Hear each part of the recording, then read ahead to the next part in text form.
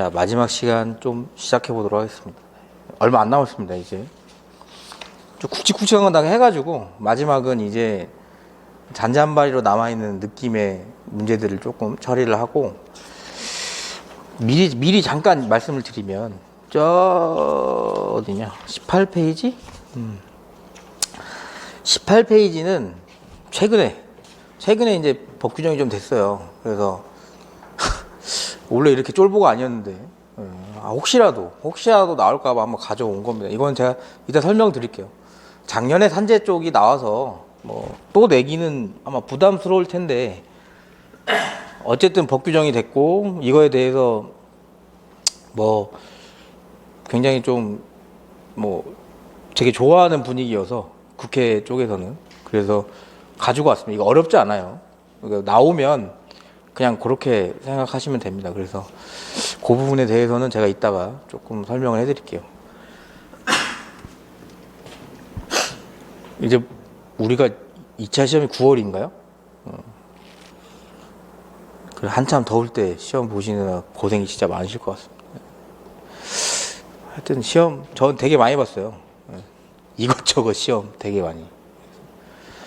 참 떨어지기도 진짜 많이 떨어져 봐가지고, 저가 운전면허 말고는 붙은 게 별로 없었습니다. 그래서 운전면허 한 번에 붙었습니다. 자랑이 아니지만 하여튼 뭘 한 번에 붙은 게 되게 오랜만이어가지고, 뭐 이전에 다른 시험 했을 때도 계속 좀 안 됐었고요. 그리고 노무사 시험도 되게 힘들게 된 케이스예요, 저는. 그래서 그러니까 주변 보기와 다르게 주변에 좀 친구가 좀 많아요. 그래서 그렇게 찾아요, 저를. 그래서 잘 놀았죠. 아직 많이 살아남았나 잘 모르겠는데, 저 때는 코로나가 아니었으니까 그때는 되게 많았습니다, 놀 때가. 지금은 어떻게 되는지 잘 모르겠네요. 그래서 신림동 9동에도 살아보고 2동에도 살아보고 안 살아본 데가 별로 없습니다. 고지식당이 뭐가 맛있다가 없어지고, 뭐 그 다음에 뭐 사라지고, 뭐 갑자기 주인이 돈 가지고 도망가고 경찰 출동하고 이런 적도 있었습니다, 옛날에는. 사법시험이 폐지되기 시작하면서 그런 이슈가 좀 많이 있었습니다. 그래서 그런 풍파를 다 겪어봤던 저라서 오래 있는 거 추천드리고 싶지 않습니다, 솔직히. 그래서 빨리빨리 나가셨으면 좋겠어요. 제가 나가면서 생각했거든요. 나 이제 여긴 다시 안 오겠구나. 근데 다시 오더라고요. 뭐 귀소 본능인가? 하여튼 지금 한창 막 정리하시는 분들도 계실 거고, 진짜 동차라고 하시면 생각보다 공부량이 되게 많구나 이 생각을 할 수 있습니다. 그래서 뭐 내가 진짜 만약에 1차를 지금 처음 봤는데 운이 좋게 됐다, 아니면 1차만 준비해서 1차만 됐다 하면, 지금 GS 3기나 이런 분들하고 호흡을 같이 하는 거는 썩 좋은 방법은 아닙니다. 왜냐면 많이 자신감을 상실해요. 근데 내가 멘탈이 진짜 강하다 그러면 그분들과 호흡하는 걸 적극 추천해 드립니다. 근데 생각보다 쉽지 않을 거예요. 왜냐면 그분들은 이미 시험장에 들어갈 준비가 되어 있어요. 지금 그걸 계속 다듬는 과정이지. 그래서 본인이 멘탈이 좀 약하고 아싸리 좀 나는 조금 이렇게 막 자신감 잃고 싶지 않다 그러면 다른 분들 뭐 동차반이나 이런 게 많이 있잖아요. 그런 부분에 들어가서 시험을 보시는 것도 추천드려요. 근데 GS 3기와 호흡을 같이 하기는 좀 힘들 것 같다 싶으면 과감하게 그냥 뭐 동차반에 올인을 한다던가 이런 부분이 좀 좋아요. GS 3기하고 동차반을 같이 돌리는 동차생들이 간혹 있는 것 같은데, 그건 조금 비효율적이긴 합니다. 그래서 뭐 차라리 이렇게 뭐 금요일 저녁에 그냥 이렇게 간단한 걸 짚어주는 강의는 뭐 전 나쁘지 않다고 생각하는데, 실제 뭐 평일반 동차반 같은 경우에는 뭐 내용도 좀 방대하고 그리고 시험도 좀 많이 보니까 그거랑 뭐 같이 돌리는 거는 조금 추천드리지 않아요. 아예 강사님을 달리 선택하는 거는 괜찮습니다. 그러니까 GS 3기 내가 듣던 강사가 있고 동차반을 다른 애를 듣겠다, 괜찮죠? 왜? 강사들마다 시각이 다르고 합격했던 그런 기준이 다르니까. 그래서 그런 부분은 조금 생각을 하셨으면 좋겠습니다. 그래서 지치지 마십시오. 지칠 필요 없습니다. 무조건 열심히 하면 잘 되고, 되고 나면 아무것도 아닙니다. 진짜로. 네. 그래서 잘 되실 거예요. 잘 되고. 최근에는 진짜 노무사 시장이 좋아요. 좋으니까 빨리 들어오세요. 네. 빨리 들어오시는 게 좋습니다. 네. 노무사 시장이 좋고, 근데 진짜 잘 나가는 놈이 형인 시장이기도 하고, 기수 이런 거 신경 쓰지 않으셔도 됩니다. 늦게 대줘도 되니까 들어오셔서 본인이 잘하면 우대해주는 시장입니다. 아직까지는. 그래서 빨리빨리 돼서 들어오시는 걸 추천드립니다. 자, 마지막 시간 할게요. 임금 지급 원칙인데 이것도 법 규정에 관련됐는데 관련된 논점이 몇 개 있어서 가져온 겁니다. 그래서 임금 지급 원칙 규정이 있죠. 규정 43조 43조를 무조건 적어야 돼요. 이건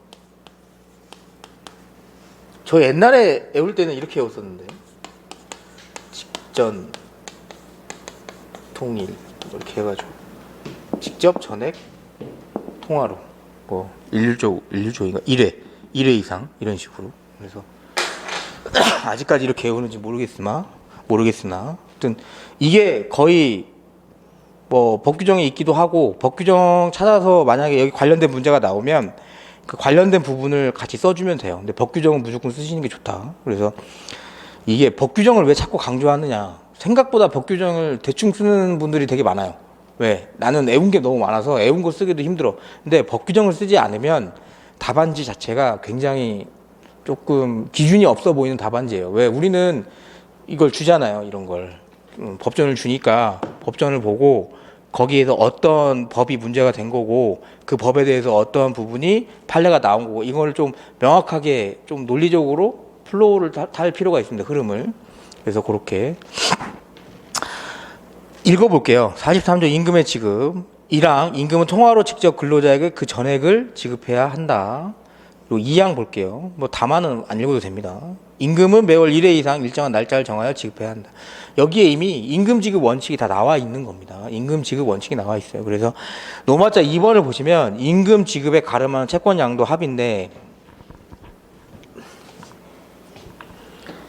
나올 일이 거의 없을 겁니다. 이거는 왜냐하면 뭐 민법 관련한 문제인 것 같아요. 제 느낌상 뭐냐면 쉽게 설명해 드릴게요. 오씨 부러졌네.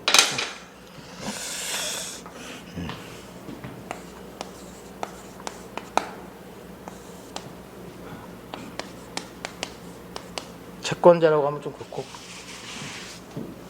A 그리고 이렇게 해야겠다. 아니 너무 하여튼 사용자 근로자가 있고요. 이 부분이 받을 임금이 있는 거죠. 일을 해줬어요. 임금을 받아야겠죠. 근데 이 사용자가 A한테 한 300만 원 받을 게 있어요. 이 근로자한테 야 얘한테 받을래? 이렇게 한 겁니다. 이렇게 한 거예요.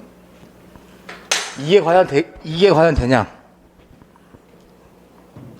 보시면 판례는 임금은 법령 또는 단체협약에 특별한 규정이 있는 경우를 제외하고는 통화로 직접 근로자에게 그 전액을 지급해야 한다. 즉 그래서 지금 보면 임금을 안 주고 저 300만 원 채권을 주는 거예요. 그런 상황인 거예요. 따라서 사용자가 근로자의 임금 지급에 가름해서 사용자가 제3자에 대해 가진 채권을 근로자에게 양도하기로 하는 약정은 뭐예요? 무효죠, 무효.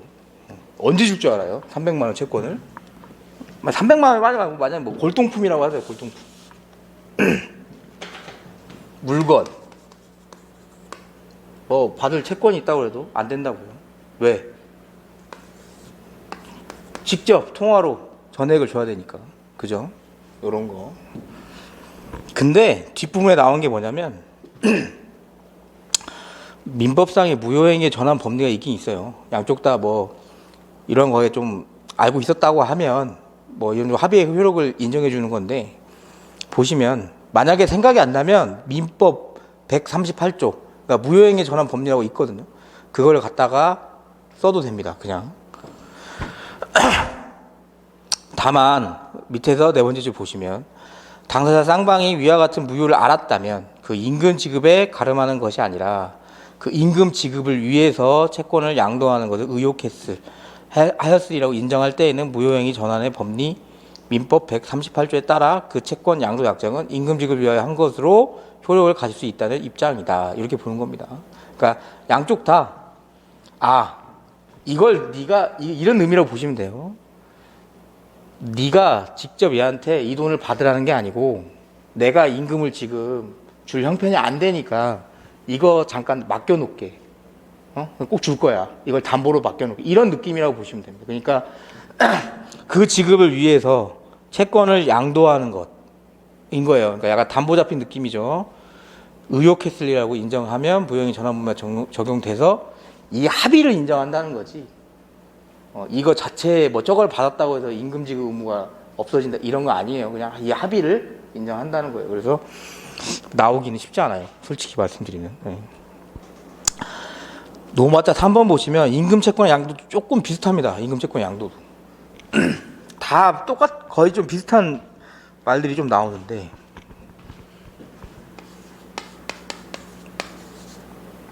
양도인, 양수인, 그다음에 사용자,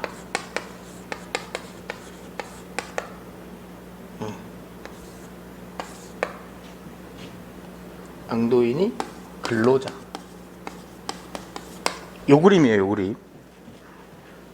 맞을 거야. 네, 맞을 겁니다. 네. 읽어보면서 할게요.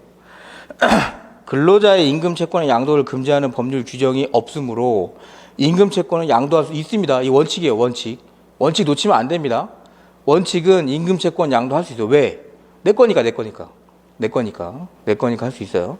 판례에서는 근로기준법의 취지가, 근데 이건 아직 그 임금 채권을 못 받은 상황이에요. 만약에 내 걸 받고 내 거 양도하는 건 전혀 문제 안 되죠. 근데 못 받은 상황이야. 그래서 임금이 확실하게 본인의 수중에 들어가게 하여 그의 자유로운 처분에 맡기고 나아가 근로자의 생활을 보호하고자 하는 데 있으므로 근로자가 그 임금의 채권을 양도할 경우라고 할지라도 그 임금 지급에 관하여는 양수인은 사용자에 대하여 그 지급을 청구할 수 없다. 무슨 말이냐면, 내가 사용자한테 받을 임금이 있는 겁니다. 임금 채권이라고 할게요. 제가 나온 대로. 근데 내가 얘한테 만약에 돈이 빌렸어요. 그래서 돈 받을 게 있어, 이 친구가. 그래서 이거를 내가 뿅 가져갔습니다. 양수인이. 그러면 얘가 얘한테 야, 얘 주지 말고 나 줘. 할 수 있냐 이겁니다. 할 수 있냐? 있겠습니까? 우리 43조에 뭐라고 나와 있어요? 직접 지급 원칙이 나와 있죠. 직접 지급. 43조 1항 보세요. 다시. 통화로 직접 근로자에게 그 전액. 직접 근로자예요? 아니죠. 아닙니다. 그러니까 이렇게 청구할 수 없다. 어떻게 해줘라? 판례는 야, 이렇게 주고 나는 임금 줬어. 끝. 그럼 임금 채권이 어디로 넘어간 겁니까? 근로자의 자유로운 처분에 넘어간 거죠. 자유로운 처분에 있는 위치로 이렇게 줘라. 이런 내용이에요. 이런 내용.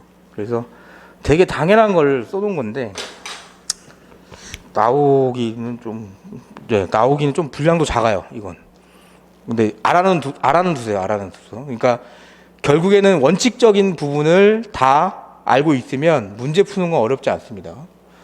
판례 만지는 것도 어렵지 않아요. 솔직히. 왜냐하면 노마자 2번하고 3번을 잘 보세요. 노마자 2번은 43조 그냥 쭉 쓰고, 판례는 근로기준법 43조 뭐 이거 취지를 따라서 이렇게 임금 직접 전액 통화로 지급하고 있는 걸 취지를 살리고 있다 한 다음에 뭘 쓰면 돼요? 뒤에 그냥 민법 무효행위 전환 법리, 무효행위 전환 법리 있었는데 해서 찾아서 138조 좀 살짝 녹이고 하면 써져요. 이거 왜? 문제에 나와 있을 거거든요.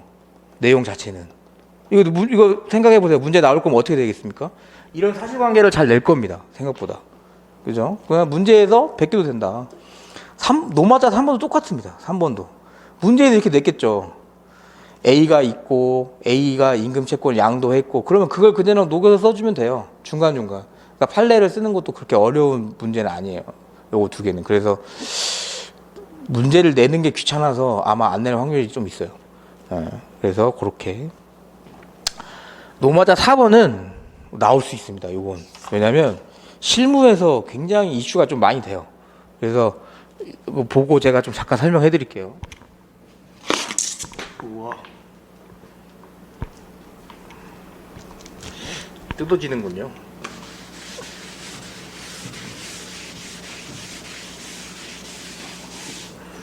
자, 임금 채권의 상계는 어쨌든 전액불의 원칙의 예외죠. 왜? 상계라는 게 뭐예요? 상계라는 게 내가 받을 게 있고 그리고 네가 나한테 줄 게 내가 너한테 받을 게 있고 내가 줄 게 있으면 퉁치자 이런 느낌이라고 보시면 됩니다.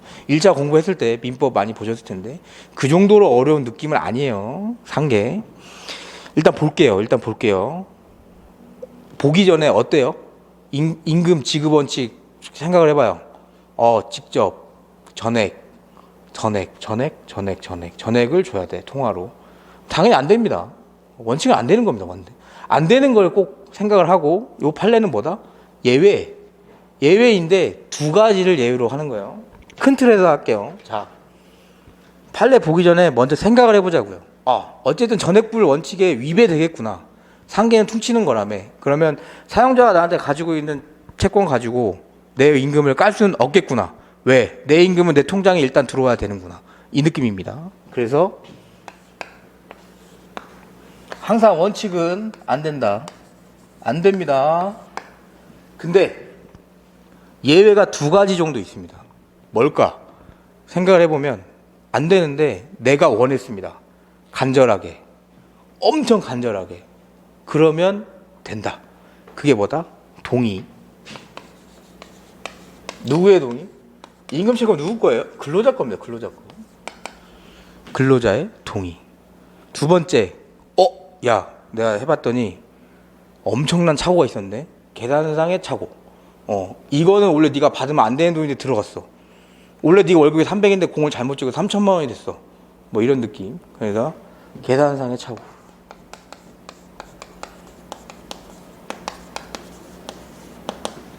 요 두 개 같은 경우에는 상계 처리가 된다고 보는 거예요.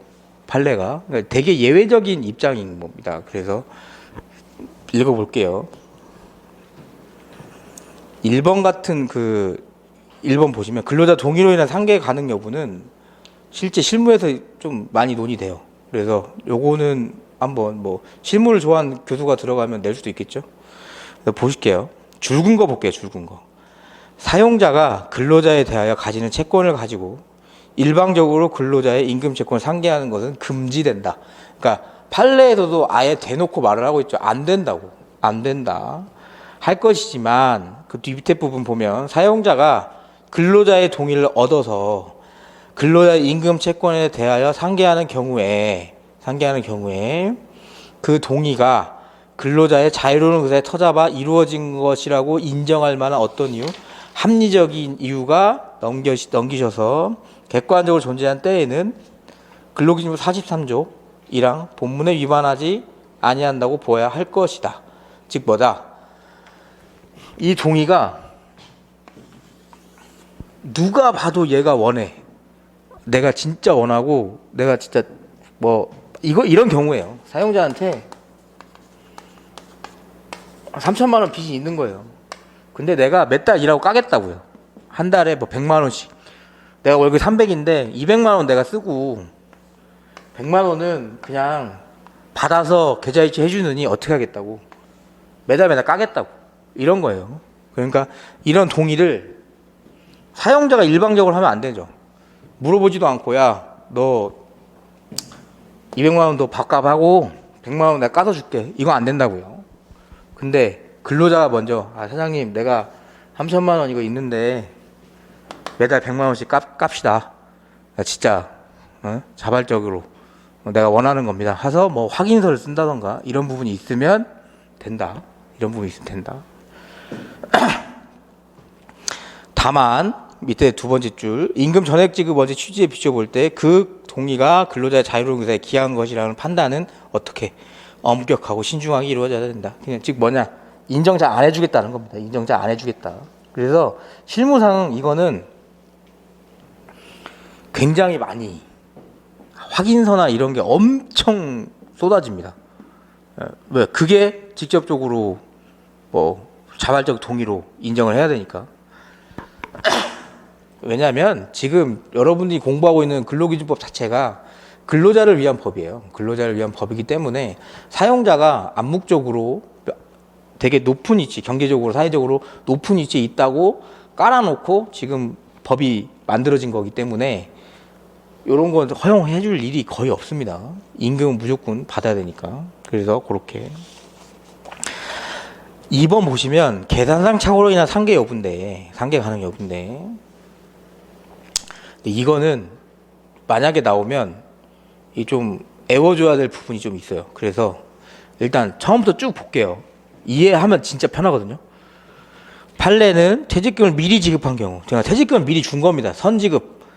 실제 근로관계 종료에 따른 퇴직금 발생 시 사전에 지급된 퇴직금 채권과 상계가 가능한지에 대한 문제. 자,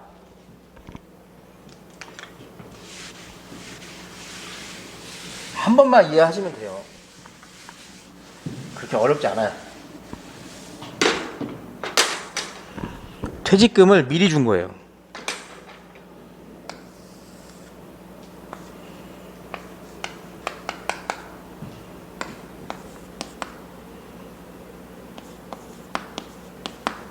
이때 퇴사했습니다.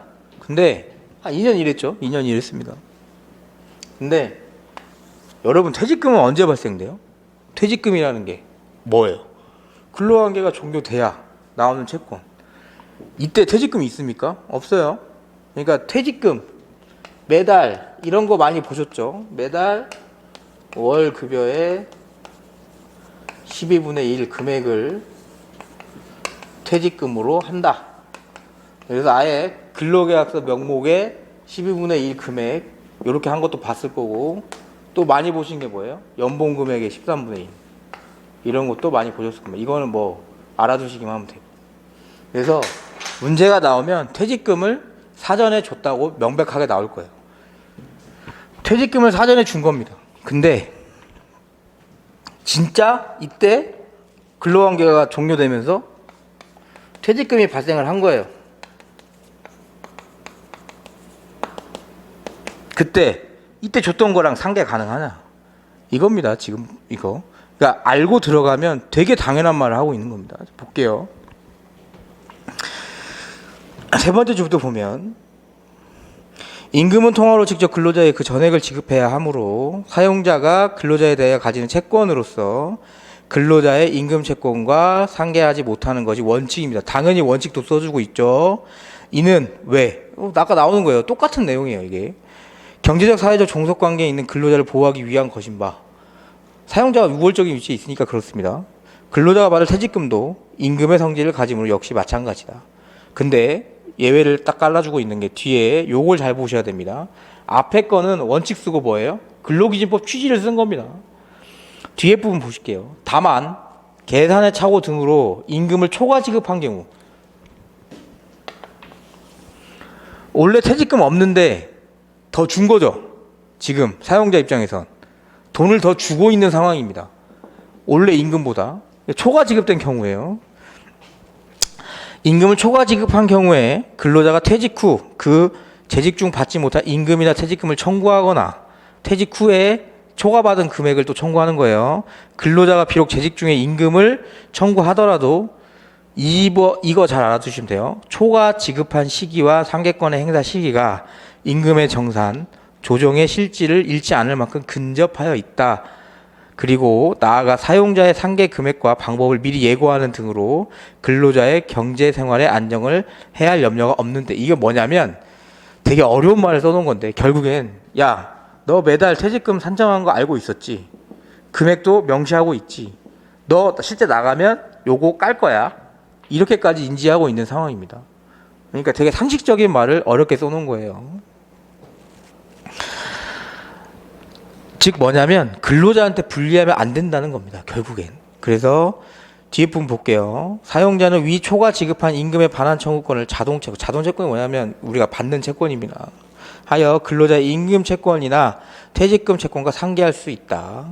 즉 뭐냐면 자동채권이라는 거 아시죠? 민법 공부해봤으니까. 자동채권은 이거예요.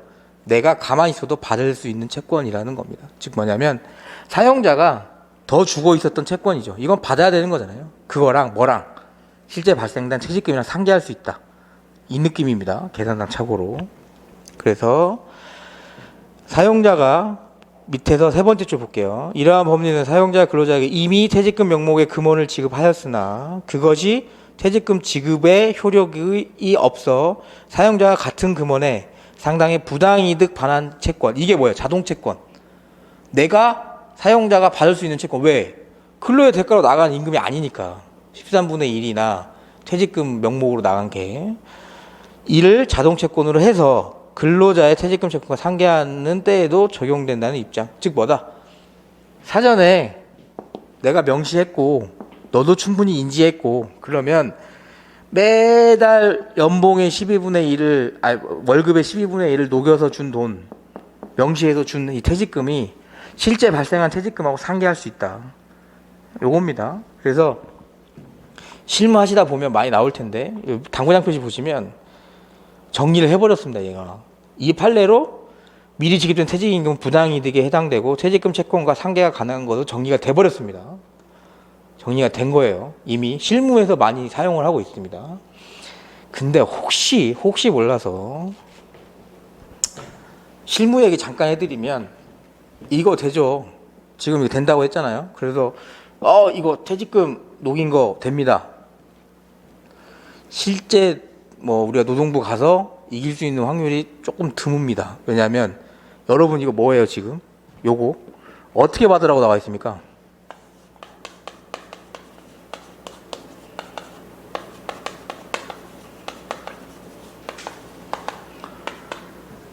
부당이득 반환 채권으로 받으라고 나와 있죠. 그 뭐냐면 민사가라 합니다. 민사. 노동부에서는 해주지 않는 겁니다, 여러분. 그러니까 되게 운 좋게 좋은 공무원을 만나서 공무원이 도와주면 모를까. 이거 되게 엄격하고 나이 많은 분 만나면 굉장히 꼬일 수 있습니다. 그래서 아예 나중에 문제가 나오면 이렇게 써면 되지만 나중에 실무 가서는 웬만하면 퇴직금을 포함하는 근로계약서는 안 쓰시는 게 좋아요. 이기기가 힘듭니다. 그렇게. 그래서 상계가 원칙은 금지지만 근로자의 자발적 동의가 있고 계산상 착오로 인한 상계 가능 여부는 허용이 된다. 어떻게? 극히 예외적으로 계산 착오 관련해서는 퇴직금 사전 지급이 나올 확률이 높습니다. 왜냐하면 이거밖에 없으니까. 이거밖에 없어요. 낼 게.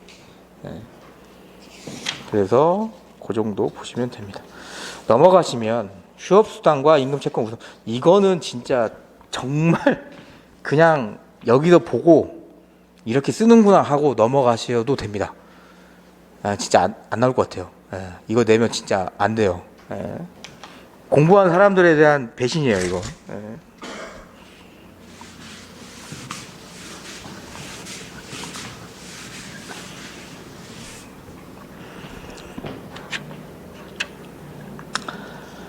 자 보시면 휴업수당은 우리가 항상 근로기준법에 있습니다. 휴업수당 근로기준법에 있어요. 그러니까 46조 보시면 돼요.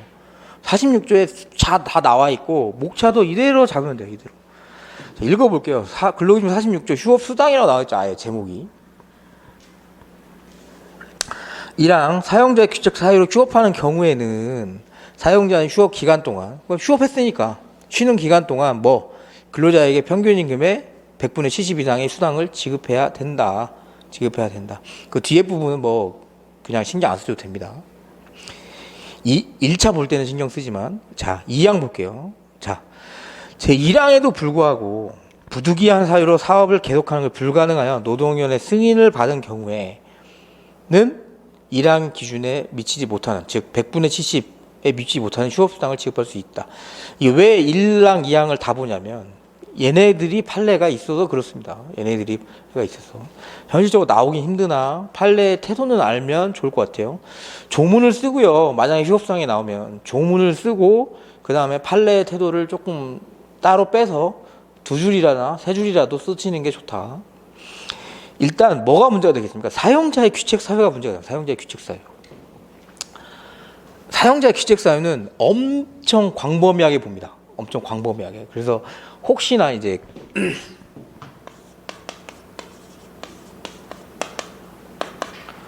우리가 작년부터 계속 코로나 이슈가 있었죠. 근데 지금 제가 아까 뭐 쉬는 시간에 잠깐 말씀드렸지만 최신 판례가 한 1년 정도 있다가 나오는 느낌이 있다면 코로나가 발생된 지 한 2년 됐으니까 1년 됐습니다. 나와도 할 말은 없죠. 지금 여러분 이것만 알아주세요. 실무상 논란이 많이 됐었는데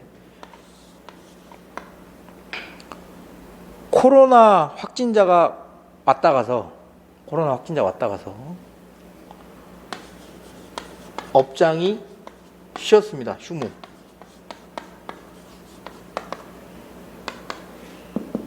근데 이렇게까지 나오진 않을 것 같은데 업장이 쉬었는데 여러분 코로나 확진자가 나와서 업장이 강제적으로 쉬는 거는 완전 초창기였고 최근에는 강제적으로 쉬진 않고요. 권고 사항이었죠. 소독하고 이렇게 하면 쓸 수 있었어요. 그러니까 우리 학원에 만약에 코로나 확진 왔어요. 왔는데 소독하면 된대. 근데 학원 원장이 내가 쉰 거예요. 찝찝해서. 내가 자발적으로. 휴업수당 발생합니까? 발생합니다. 즉 뭐냐면 사용자의 귀책 사유로 보는 거예요.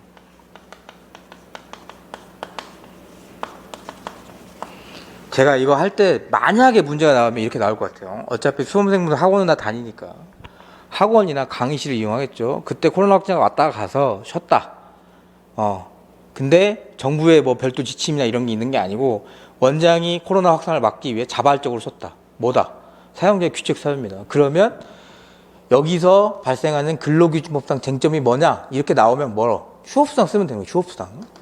휴업수당 쓰는 겁니다. 휴업수당. 그래서 사용자 귀책 사유 읽어볼게요. 판례는 경영상 어려움으로 휴업을 한 경우에도 사용자 귀책 사유를 판단하고 있어서 굉장히 광범위하게 하고 있습니다. 진짜 지진이 나거나 화산 폭발하지 않으면 웬만하면 인정잘 안 돼요. 웬만하면 그렇게. 휴업 볼게요. 휴업은 개개의 근로자가 근로계약에 따라 근로를 제공할 의사가 있음에도 불구하고 그 의사에 반하여 취업이 거부되거나 또는 불가능하게 된 경우도 포함한다. 즉 뭐냐면 나는 일을 하고 싶은데 못 나오는 거. 아까 그 학원 수강생으로 하면 안 되죠. 제가 착각했네. 학원 수강생으로 하면 안 되고 학원 직원으로 하면 직원. 우리 데스크 봐주시는 분들 있죠. 그걸로 생각을 해야 돼요. 그래서 나는 일할 의사가 있습니다. 근데 갑자기 사업장이 문을 닫아서 일을 못한 거야. 그게 휴업입니다. 그렇게. 양가로서 한번 가맹 여부 보시면 당연한 건데 자꾸 판례가 나와서 그렇습니다. 여러분 2항에 나와 있잖아요. 2항에 보면 부득이하게 사업을 계속하는 것이 불가능해요. 망할 위기에 처해 있으면 이 휴업수당 깎아준다는 느낌이에요. 깎아주는 게 영원으로도 만들 수 있다는 겁니다. 그러니까 판례는 그걸 말하는 거예요. 그러니까 노동의 승인을 받아 감액의 정도는 제한이 없잖아요. 얼마큼 한다고. 그러니까 일부분뿐만 아니고 전액도 깎을 수 있다. 네, 이렇게. 근데 포인트를 봐야 되는 게 뭐예요? 노동위원회로 가는 겁니다. 노동위원회. 그래서 이게 판례가 있긴 있는데 요거는 그냥 봐놓기만 하십시오. 그러니까 판례는 감액 승인으로 불이익을 받는 근로자를 법률상 이익이 있는 자. 그러니까 여러분 노동위원회나 노동부가 누굴 도와줘야 돼요? 피해를 보는 사람을 도와줘야죠. 지금 휴업수당을 못 받으면 누가 피해가 되나요? 근로자가 피해를 받죠. 그러니까 근로자가 법률상 이익이 있는 사람이고 네가 이거 다투려면 다퉈라. 왜? 노동위원회가 이렇게 판단했으니까. 그렇다고 해가지고 해고처럼 이렇게 중노예 가고 그런 거 아니에요. 그냥 행정심판법에 따른다. 절차는. 네, 행정심판이니까. 그래서 그 정도 알아두시면 될 것 같습니다. 나올 확률은 거의 없어요. 그래서 이 정도 보면 된다. 그리고 목차 생각 안 나면 법조문으로 밀고 나가도 된다. 그리고 1항과 2항에 판례가 다 있다. 이런 느낌으로 생각을 해서 쓰면 됩니다. 노마자 이면 임금 채권 우선 변제인데 이것도 나올 확률 거의 없어요. 38조 보시면 이거 쓰시고 임금 채권 우선 변제 38조 그냥 쓰시면 돼요. 쓰시고 하나 더 추가하는 게 1호 뭐 최종 3개월의 임금, 2호 재해보상금, 그리고 하나 더 추가로 하는 게 3년간 퇴직금, 체당금 아시죠? 체당금 실무가면 엄청 유명한데 그래서 퇴직금 정도는 생각을 해놓으면 좋다. 그래서 판례 태도 보면 이거는 뭐 여러 개 막 판례를 뭐 실어 놓으신 분도 계시던데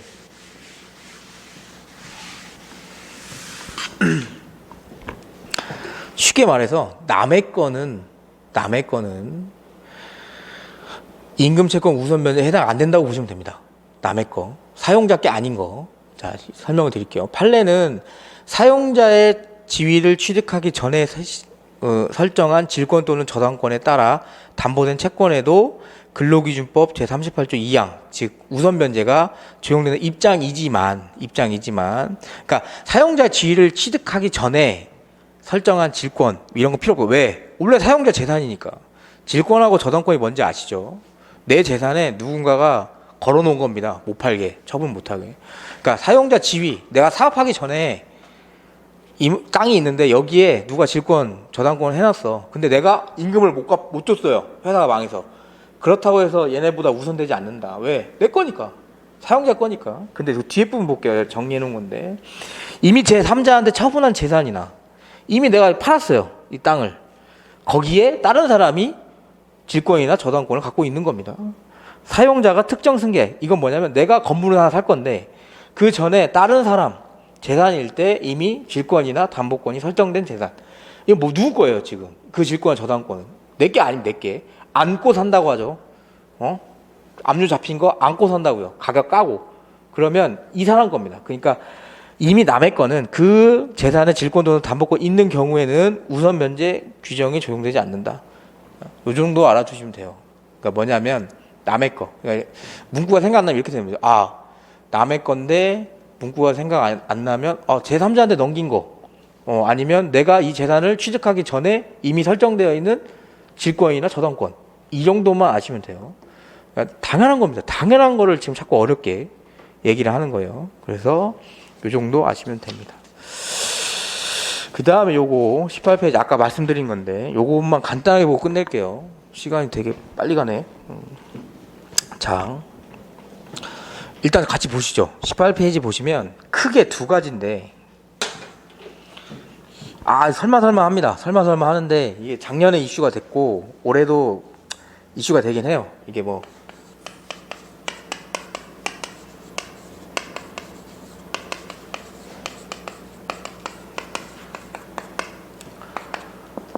이분들 중에 이제 뭐 보험 설계인 그리고 23년도 1월 1일부터는 캐리들이 근로기준법상 이제 고용보험 가입 의무 대상자에 포함이 되기 시작합니다. 그래서 실무상으로 논란이 굉장히 많이 되고 있어요. 그래서 보험 설계사 같은 경우에는 고용보험을 임의적으로 가입이 하는 게 아니고 의무적으로 가입을 해요. 의무적으로 보험사에서 출퇴근 자유도 뭐 필요 없고 그냥 자기들이 보험 팔면 수당 받지만 그래도 뭐 의무적으로 가입한다. 이유가 뭐냐?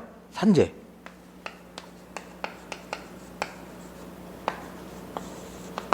요거 산재 처리해 주려고 하는 부분이 꽤 큽니다. 왜? 근로자성이 있어야 되니까. 그래서 이걸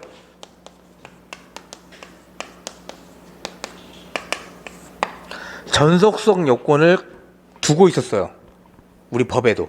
근데 최근에 어떻게 됐다?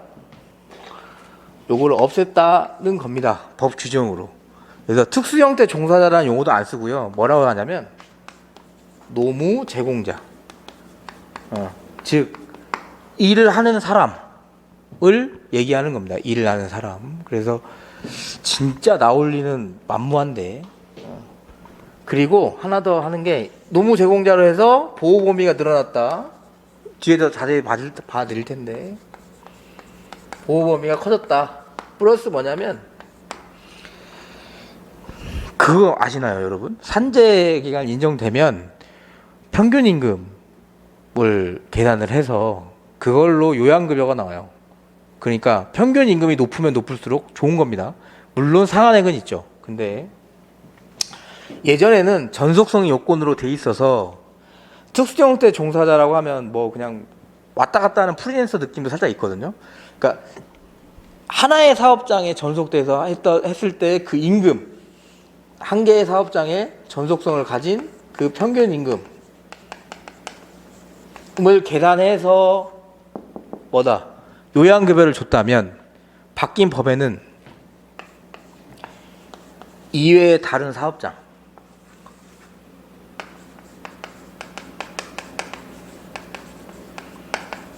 포함합니다. 즉 임금이 올라가는 거죠. 평균 임금이 올라간다고요. 아셨죠? 근데 좀 특수한 경우긴 해요. 온라인 플랫폼이라고 해서 뭐 여기도 있다가 저기도 있다가 했던 사람이라서 여러 개의 사업장, 그러니까 즉 그냥 3개월 동안 받았던, 내가 어떤 사업장에서 받았던 돈을 다 포함시킨다 이거예요. 그래서 근로자한테 조금 유리하게 바뀌었습니다. 그래서 요 정도 들어가야 될 거는 요거 노무제공자라는 단어, 그 다음에 만약에 문제 나오면 요 전속성 폐지됐다, 요거 문제가 나오면 산재로 나올 거예요. 온라인 플랫폼 종사자라고 해가지고 가로치고 특수형태 근로종사자, 이 사람이 산재를 당했다, 그때 뭐 전속성이 없어서 거부했다, 그때 우리가 할 수 있는 조치는 무엇인가, 이런 식으로 해서 나오면 안 나옵니다. 근데 제가 봤을 때 네. 그래서 알아두시기만 하세요.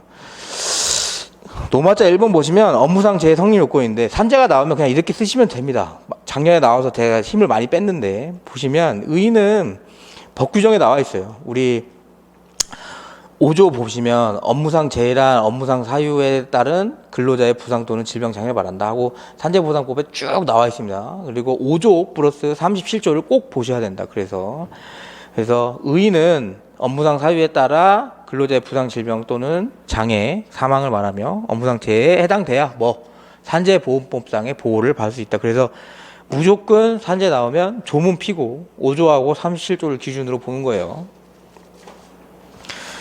넘기시면 19페이지 업무 수행성 보시면 요건 아실 거예요.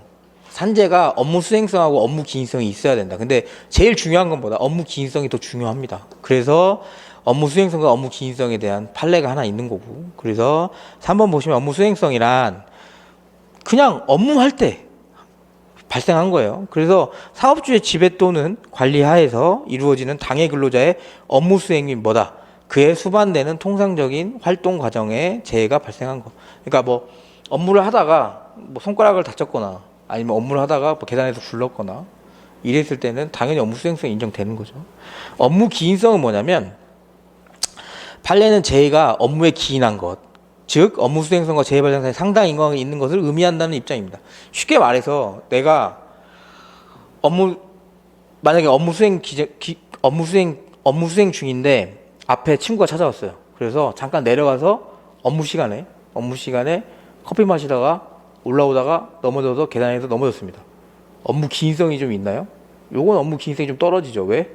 업무 시간에 개인적인 일 봤으니까. 그죠? 이제 그런 부분을 얘기하는 겁니다. 그래서 5번 보시면 업무 수행성과 업무 기인성의 추정이라고 나와 있는데, 판례는 업무 수행성이 인정되더라도 업무 기인성은 이를 주장하는 자가 입증해야 되고, 업무 수행 중 발생한 근로자의 사망 원인이 분명치 않다고 하여 바로 업무에 기인한 사망을 추정할 수 없다는 입장. 이게 뭐냐면 업무상 사고나 업무상 질병 때문에 그렇습니다.